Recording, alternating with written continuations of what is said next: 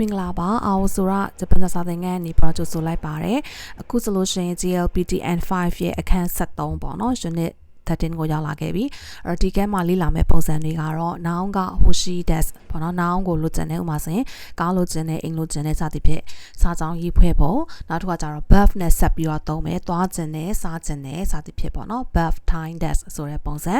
နောက်တစ်ခါမသွားချင်ဘူးမစားချင်ဘူးစားတဲ့စာကြောင်းတွေကိုပြောတတ်ဖို့verb တာခုနိုင်ဆိုတဲ့ပုံစံနောက်တစ်ခုကကြတော့ဘာလို့ပို့သွားမယ်စာချက်ပို့သွားမယ်ပေါ့နော်နာမည်ကြီးတဲ့အစားအသောက်တွေကိုစားဖို့သွားမယ်စသဖြင့်ပေါ့နော်စားဖို့သွားမယ်စားချက်ဖို့သွားမယ်စသဖြင့်ရည်ရွယ်ချက်ကိုပြတဲ့ပုံစံပေါ့နော် verb ni ikimasu ဆိုတဲ့ပုံစံနောက်တစ်ခါမေကုန်းဖွဲ့တဲ့ပုံစံနာနီရှင်ni ikimasu ကဘာလို့ပို့သွားမှာလဲဆိုတဲ့မေကုန်းစာကြောင်းပေါ့နော်အဲ့ဒါအကုန်လုံးကိုလေ့လာသွားပါမယ်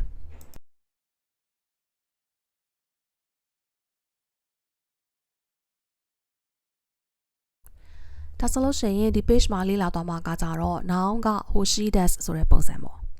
အဲ့တော့ဒီမှာသတိထားမိစေချင်တာကအဝါရောင်လေးနဲ့ရေးထားတဲ့အတိုင်းပဲ ga ဆိုတဲ့ particle ကိုသတိထားမိစေချင်ပါတယ် ga hoshi desu ဆိုပြီးတော့အတွဲလိုက် set လိုက်ပေါ့နော်သုံးလေးရှိတာမလို့ noun ရဲ့အနောက်မှာလိုက်ခဲ့မယ် hoshi desu ကိုသုံးမယ်ဆိုလို့ရှိရင်ဒီ particle က ga ဖြစ်တယ်ဆိုတဲ့ဟာကိုသတိထားပေးပါအဲ့တော့ example sentence ဒီမှာပါတာက kuruma ga hoshi desu atarashi i kaban ga hoshi desuโอคาเนကhoshi desu ခုရမ noun ဖြစ်တယ်ခပန်းကလည်း noun ပဲသူ့ကို keyoshi adjective ပေါ့နော် e adjective လေးနဲ့တွဲထားတယ် atarashi i ဆိုတဲ့ e adjective လေးအသစ်ဖြစ်သောဆိုတဲ့အဓိပ္ပာယ် atarashi နဲ့ခပန်း noun နဲ့ပေါင်းပြီးတော့ atarashi ခပန်းအိတ်အသစ်ဆိုတဲ့အဓိပ္ပာယ်ဖြစ်သွားတယ်အိတ်အသစ်လို့ကျင်တယ်နောက်ဆုံးစာကြောင်းကကြတော့โอคาเนက hoshi desu โอคาเนပစံခနဲ့လို့လည်းပြောတယ်ဒါပေမဲ့ခနဲ့ဆိုရင်နည်းနည်းရိုင်းတယ်โอคาเนလို့ပြောလို့ရှိတယ်အဲ့တော့ percent ဆိုလေးစားပြောတာပေါ့နော် okay နဲ့အဲ့တော့စာကြောင်းလေးတွေကိုပြန်ဖတ်ပြပါမယ် kuruma က hoshi desu atarashi kaban က hoshi desu okay နဲ့က hoshi desu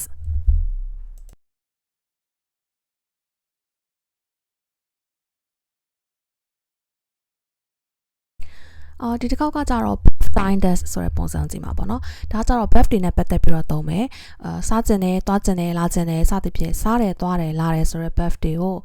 ချင်တယ်ဆိုတဲ့စလုံးပေါင်းထည့်တဲ့ပုံစံမျိုးပေါ့နော်အဲ့တော့ဂျပန်စာမှာဆိုလို့ရှိရင်တော့ဒီကျတို့အခုချိန်ဒီတည်လာတဲ့verb form တွေက mass form တွေပေါ့နော် tabemas ikimasu nemasu nomimasu စသဖြင့် mass တွေဖြစ်တဲ့အတွက်ကြောင့်မလို့သူ့ကိုဒီ time desk ဆိုတဲ့ပုံစံနဲ့ပုံစံကိုပြောင်းဖို့အတွက်ဆိုလို့ရှိရင် mask ကိုဖြုတ်ပြီးတော့ time ကိုပေါင်းထည့်ရမယ်ပေါ့အဓိကတော့ time ပေါ့နော် desk ကကြောင့်ရင်ကြည့်အောင်လို့စာကြောင်းရဲ့အဆုံးသတ်မှာထည့်ပေးလိုက်တဲ့ပုံစံပေါ့desk မပါဆိုရင်ကျတော့ဒါကတော့ပြောတဲ့ပုံစံဖြစ်တယ် desk ပါလို့ရှင်ကျတော့ရင်ကြည့်အောင်ပြောတဲ့ပုံစံဖြစ်မှာပေါ့ဥပမာဆိုရင်ဒီစာကြောင်းကြည့်အောင်ပေါ့နော် kuruma ကို kai time desk ဆိုတာကားဝယ်ခြင်းနဲ့အဲ့တော့အဲ့မှာဆိုလို့ရှိရင် kaimas ဆိုတဲ့ verb ကနေပြောလာခဲ့တယ်သူ့ကိုဒီ time desk ဆိုတဲ့ပုံစံဖြစ်ဖို့အတွက် mask ကိုဖြုတ်ပြီးတော့ time desk နဲ့ဆက်ပေးလိုက်တာပေါ့နော် kai time desk ဖြစ်ပါတယ်နောက်တစ်ခါခရီနီ re time desk မွေး verb က aimas ဆိုတွေ့ဆုံသည်ဆိုတဲ့ verb သူ့ကို time နဲ့ time ပုံစံရဖို့အတွက် mask ကိုဖြုတ်ပြီးတော့ time ပေါင်းထည့်လိုက်ပေးတာပေါ့နောက်ဆုံးမှာ desk ပါထည့်ပေးလိုက်တယ်ပေါ့နော်ရင်ကြည့်အောင်လို့တော့ aimas ပြပါမယ် re time desk ပြပါမယ်နော်နောက်ကခုံနိုမီဇဲတဲ့ hataraki time desk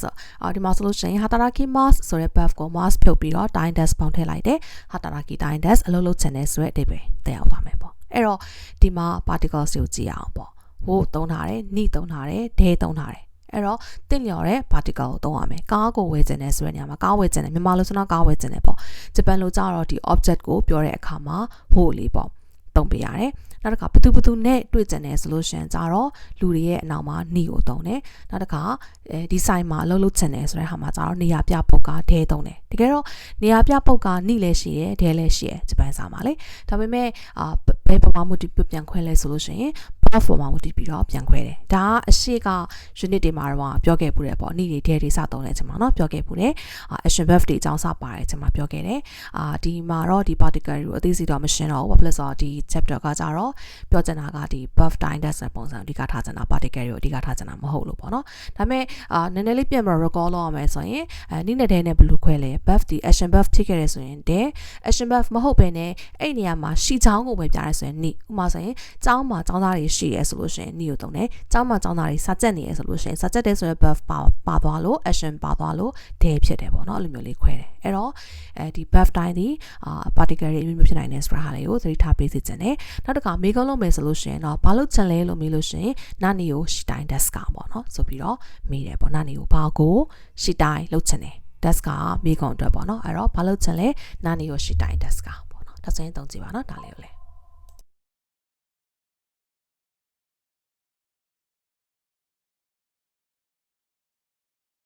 ဒါဆိုရင်ခုခောက်ကကြတော့အငင်းပုံစံကြည့်ကြည့်မယ်ပေါ့နော် verb တာခုနိုင်တဲ့ဆိုခုနတော့ထားဤမှာဤနေရာမှာခုနိုင်ဖြစ်သွားတယ်နော် verb တာခုနိုင်အဲ့လိုမှတ်လဲရတယ်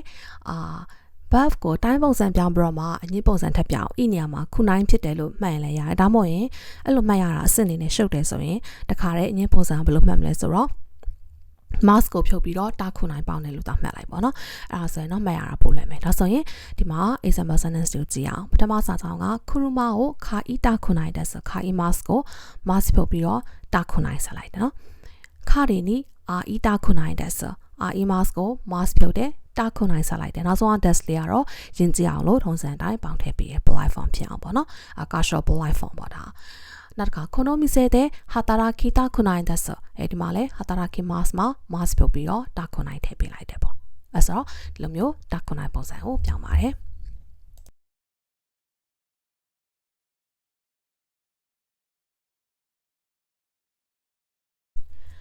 ဒီတစ်ခေါက်ကကြတော့ buff ni ikimasu ဆိုတဲ့ပုံစံကိုကြည့်မယ်ပေါ့နော်အဓိပ္ပာယ်ကကြတော့ buff ရန်သွားမယ်ပေါ့ဆိုတော့သူကကြတော့ဥတီချက်ကိုပြတာပေါ့ဘယ်လိုခေါ်မလဲရည်ရွယ်ချက်ပေါ့နော်ရည်ရွယ်ချက်ကိုပြတဲ့အခါကျလို့ရှင်သုံးတယ်ဥပမာဆိုလို့ရှင်စာလုပ်ဖို့တငယ်ချင်းအိမ်ဝင်သွားတယ်အဲ့မှာဆိုရင်ဘာလုပ်ဖို့လဲစာလုပ်ဖို့ဆိုရယ်ရည်ရွယ်ချက်နောက်တစ်ခါဒီမှာရေးထားသလိုမျိုးပေါ့နော်ရေဘဝဲလုံးကင်စားဖို့အိုဆာကာမြို့တို့သွားတယ်ပေါ့အဲ့ဒါဆိုလို့ရှင်ဘာအတွက်သွားမှာလဲဒီစားဖို့အတွက်သွားမှာဆိုရယ်ရည်ရွယ်ချက်ပေါ့နော်ဆိုအဲ့ရည်ရွယ်ချက်တွေကိုပြောတဲ့အခါကျလို့ရှင် buff ရဲ့နောက်မှာ nick ကလိုက်ပြီးတော့သွားတယ်ဆိုရယ် buff ကကြတော့ ikimas ပေါ့နော် buff ကိုစားတယ်လို့ဘာလို့ဆိုရယ် buff ကိုတော့ nick ကတယ်ရည်ရွယ်ချက်ပြတဲ့ buff ကို nick ကတယ်ပြီးတော့အနောက်မှာ ikimas ဆိုရယ် buff ထပ်လိုက်တယ်ပေါ့နော်အော်ဒီမှာပြထားတဲ့ပုံစံမျိုး subject ကဒါဘာတူလဲဆိုတဲ့ဟာပေါ့နော်ပါမယ်ပြီးရင်ဘယ်ကိုလဲဆိုတာက place ရဲ့နောက်မှာကနေရာရဲ့အနောက်မှာလိုက်တဲ့ particle က air particle လိုက်မယ်ပြီးရင်ဘာကိုလုံးမှာလဲ object ကိုနော် object ကိုဒါကတော့object ပါလဲဖြစ်နိုင်တယ်ပါလဲဖြစ်နိုင်တယ်စာဆောင်ပုံမှုတည်ပြီးတော့ပေါ့နော်ခုနကတော့ပြောတဲ့ရေပွဲလုံးကင်စားတယ်တာကိုယာကီစားတယ်ဆိုရင်ဒီစာဆောင်မှာကြတော့တာကိုယာကီကိုစားတယ်ဆိုတော့ object ကတာကိုယာကီဖြစ်လို့ object ပါတယ်ပေါ့တချို့စာကြောင်းကြတော့မစာလုပ်ပို့သွားတာတော့ဘာလို့ဆိုလို့ရှင်ကြတော့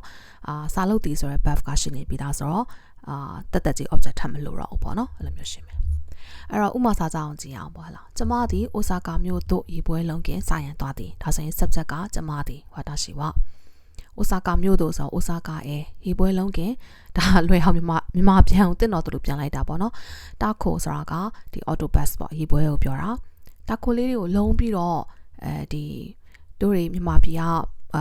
မုတ်လင်မယားလို့ပေါ့နော်အဲ့လိုပုံစံမျိုးလေးပေါ့လုံးပြီးတော့တုံထားတဲ့မုတ်ကလေးတွေရှိတယ်လုံးပြီးတော့အထက်မှာတာမုတ်နှစ်လုံးပေါ့မုတ်နှစ်လုံးရဲ့အထက်မှာတာကိုတို့ကြက်သွန်မြိတ်တို့အဲ့လိုမျိုးလေးထည့်ပြီးတော့လုံးထားတာပေါ့နော်သူ့ကိုတာကိုရခီလို့ခေါ်တယ်ရခီဆိုတာကင်ထားတာ gray လောက်တာပေါ့အဲ့တော့ autobus ကြီးပဲကင်ထားတာမဟုတ်ဘူးသူက autobus လေးတွေကိုလှီးထားတဲ့ autobus လေးတွေမုတ်နှစ်လုံးထဲမှာထည့်ပြီးတော့အိမ်မှာနဲ့တီးရွက်နဲ့ထည့်ပြီးတော့ကင်ထားတဲ့ဟာပေါ့နော်ဆိုမုံလုံးလေးတွေပေါ့တာကိုယာကီပေါ့တာကိုယာကီကိုတာပဲနေအခင်မှာစားဖို့တက်သွားတယ်နောက်တစ်ခါနီဟွန်ယော်ဒီကိုတာပဲနေအခင်မှာဂျပန်စာစားဖို့သွားမယ်ဂျပန်စာလုပ်တဲ့စာမဟုတ်ဂျပန်အစားအစာကိုပြောတာအဲ့တော့ဂျပန်တို့ပေါ့ဆိုတော့ဒါ direction ပြတယ်ဒီညမှာမြန်မာလို့ဆိုဂျပန်ကိုဆိုရင်စကားပြောရင်ဂျပန်ကိုပေါ့စာလို့ဆိုတော့ဂျပန်တို့ပေါ့အဲ့တော့ဒီဂျပန်စာမှာလည်းအဲ့လိုပဲစာပုံစံရေးထားလို့ direction ပြတယ်အဲလေးကိုသုံးထားပေါ့နော်နီဟွန်ယော်ဒီကိုဒါပဲနီအခင်မဆောဂျပန်အစားအစာကိုစားဖို့သွားမယ်တဲ့နောက်ကဂက်ကိုဘန်ကီယိုနီအခင်မဆောကျောင်းတို့စာလုပ်ဖို့ပေါ့နော်သွားမယ်အဲ့တော့ဒီမှာတခုသိထားမှာဗာလဲဆိုလို့ရှင် birthday ကိုဒီနီအခင်မဆိုတဲ့ဟာဆက်လို့ရှင်ရင်းနဲ့နော် mask ကိုဖြုတ်ပြီးတော့နီအခင်မဆက်တယ်လို့ပြောခဲ့တယ်အဲ့ဒါမဲ့ဘန်ကီယိုရှိမတ်ဆိုပြီးတော့ရှိမတ်ဆိုတဲ့ birthday ကကြတော့ရှိပါတခါတန်းဖြုတ်လိုက်လို့ရတယ်နောင်ကြံခဲ့တဲ့နောင်လေးကိုပဲဆက်လိုက်လို့ရှင်ရနေပြီသူက မှာ Bangyo ရှိမှဆိုရင် Bangyo suru ဆိုတာမှာ verb လေ Bangyo တခုရယ်ဆိုရင် noun ဖြစ်တာเนาะဒါပေမဲ့ Bangyo shimasu ဆိုတဲ့ verb မှာရှိပါထည့်ဖြုတ်လိုက်လို့ရတယ် shimasu ကိုဖြုတ်ကြံခဲ့တာက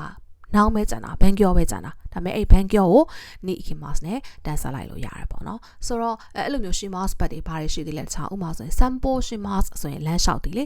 sanpo shimasu ဆိုလို့ရှိရင်လည်းအဲ့လိုမျိုးပဲ sanpo shimasu မှာ shimasu ခါဖြုတ်လိုက်လို့ရတယ် sanpo ပဲကြံတယ်sanpo ni ikimasu ဆိုလမ်းလျှောက်ဖို့သွားတယ်ဘယ်ကိုသွားမှလဲပန်းကြံကိုခိုအန်အဲ sanpo ni ikimasu ဆိုတဲ့စာသားမျိုးပေါ့เนาะအဲ့လိုမျိုးသုံးလို့ရပါတယ်ဒါဆိုရင်ဒါကတော့ဒီ chapter မှာပါခဲ့တဲ့ grammar ပုံစံတွေဖြစ်ပါတယ်လေ့လာကြည့်ပါနော်